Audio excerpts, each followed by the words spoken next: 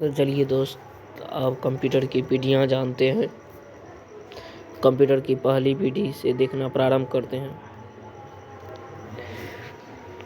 पहली पीढ़ी की अवधि 1940 से 1956 थी।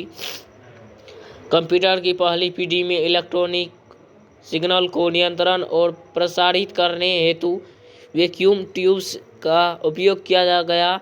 इसमें भारी भरकम कंप्यूटर का निर्माण हुआ, किंतु सबसे पहले उन्हीं के द्वारा कंप्यूटर की परिकल्पना साकार हुआ। ये यूट्यूब्स के आकार में बड़े तथा ज़्यादा गर्मी उत्पन्न करते थे तथा उनमें टूटा फूटा तथा ज़्यादा खराबी होने की संभावना रहती थी और इसकी गणना करने की क्षमता भी काफ़ी कम थी और पहली पीढ़ी के कंप्यूटर ज़्यादा स्थान घेरते थे। इस पीढ़ी में मुख्य रूप से बैच प्रोसेसिंग ऑपरेटिंग सिस्टम का उपयोग किया जाता है। इस पीढ़ी में छिद्रित कार्ड, कागज, टेप, चुंबकीय टेप, इनपुट और आउटपुट डिवाइस का इस्तेमाल किया जाता है।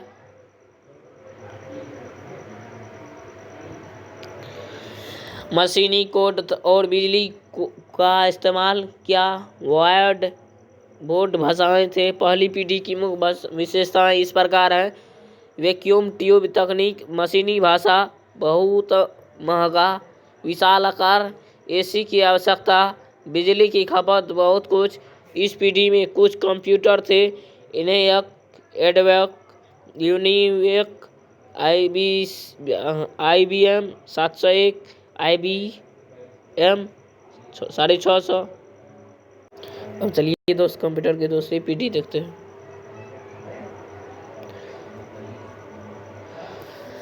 कंप्यूटर की दूसरी पीढ़ी की अवधि 1956 से 1963 थी। दूसरी पीढ़ी में ट्रांजिस्टर का आविष्कार हुआ। इस दौरान के कंप्यूटर में ट्रांजिस्टरों का एक साथ प्रयोग किए जाने लगा था, जो बल्ब्स की अपेक्षा अधिक सक्षम और सस्ते होते थे, जिन्हें कंप्यूटर निर्माण हेतु वैक्यूम ट्यूब्स के स्थान पर उपयोग किया जाने लगा। ट्रांजिस्टर का आकार वैक्यूम ट्यूब्स की तुलना में काफ़ी छोटा था, जिससे कंप्यूटर छोटे तथा उनकी गणना करने की क्षमता अधिक और तेज। पहले पीढ़ी की तुलना में इनका आकार छोटा और कम गर्मी उत्पन्न करने वाला तथा अधिक कार्य क्षमता व तेजी गति के गणना करने में सक्षम थे। फोरट्रॉन की तरह इस पीढ़ी में उच्च स्तरीय प्रोग्रामिंग भाषा कोबॉल का इस्तेमाल किया गया।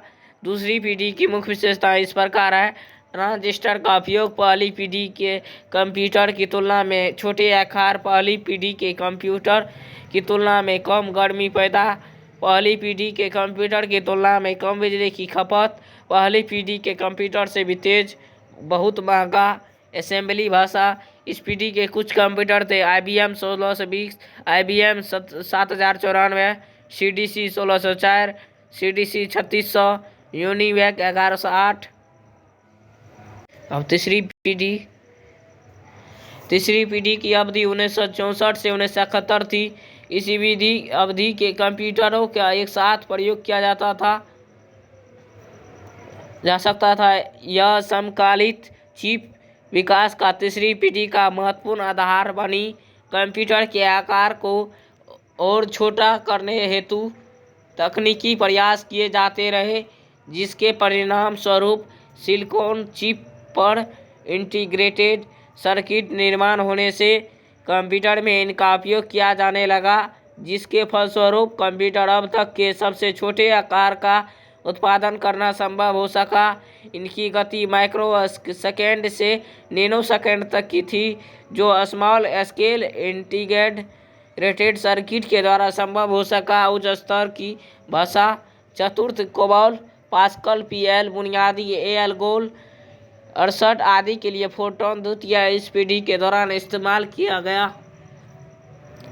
तीसरी पीढ़ी की मुख्य विशेषताएं इस प्रकार है। ऐसी इस्तेमाल किया गया, अधिक विश्वसनीय, छोटे आकार, कम गर्मी पैदा, तेज, कम रखरखाव, फिर भी महंगा, AC की ज़रूरत, बिजली खपत कम, उच्च स्तर की भाषा का समर्थन। इस पीढ़ी के कुछ कंप्यूटर थे। IBM 360 श्रृंखला, हनीवेल 6000 श्रृंखला, PDP personal data processor, IBM 370/168, TDC 316।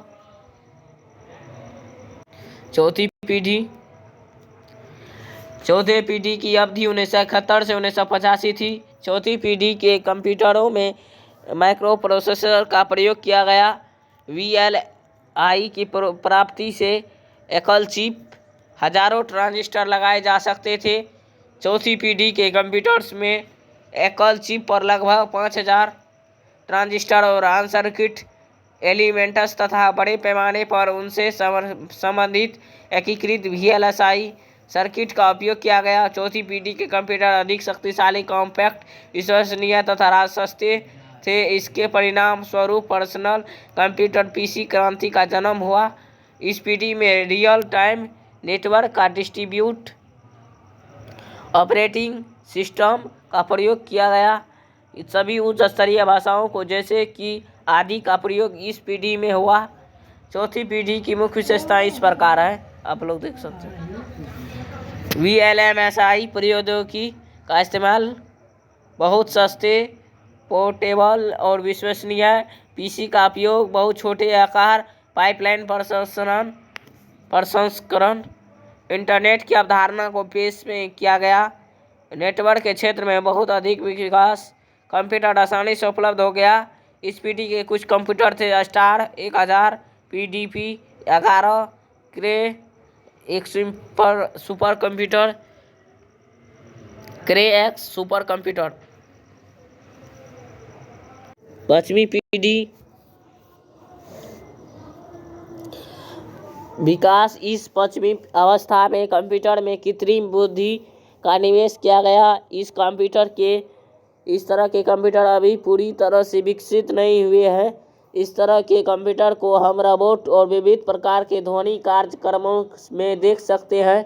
ये मानव से भी ज़्यादा सक्षम होगा।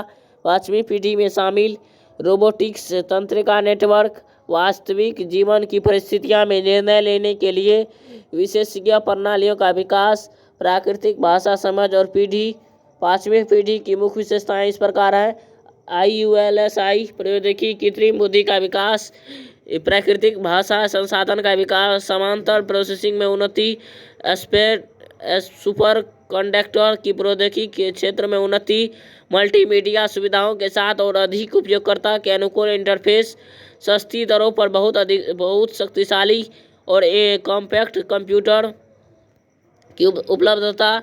इस पीढ़ी के कुछ कंप्यूटर प्रकार: desktop, laptop, notebook, ultrabook, Chromebook. Computer की शताब्दी में जनरेशन का एक कंप्यूटर इस्तेमाल किया जा रहा है। प्रौद्योगिकी के क्षेत्र में एक परिवर्तन है। प्रारंभ में पीढ़ी अवधि अलग कंप्यूटर के प्रौद्योगिकी के बीच भेद करने के लिए इस्तेमाल किया गया था, लेकिन आजकल पीढ़ी के एक साथ एक पूरे कंप्यूटर प्रणाली को बनाने के लिए हार्डवेयर और सॉफ्टवेयर दोनों शामिल है। कंप्यूटर की 5 पीढ़ियाँ। नंबर 1, पहली पीढ़ी का अवधि 1940 से 1956 वैक्यूम ट्यूब आधारित थी। दूसरी पीढ़ी की अवधि 1956 से 1963 ट्रांजिस्टर आधारित। तीसरी पीढ़ी की अवधि 1964 से 1971 इंटीग्रेटेड सर्किट आधारित। चौथी पीढ़ी की अवधि 1971 से 1985 VLSI माइक्रो प्रोसेसर आधारित थी। पांचवी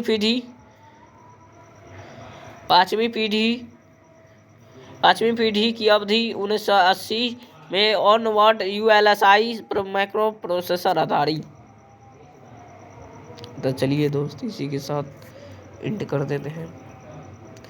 तो आप लोग लाइक एंड सब्सक्राइब कर दीजिएगा कि इसी तरह की वीडियो आपसे पहले पहुंचे। तो please welcome to back video.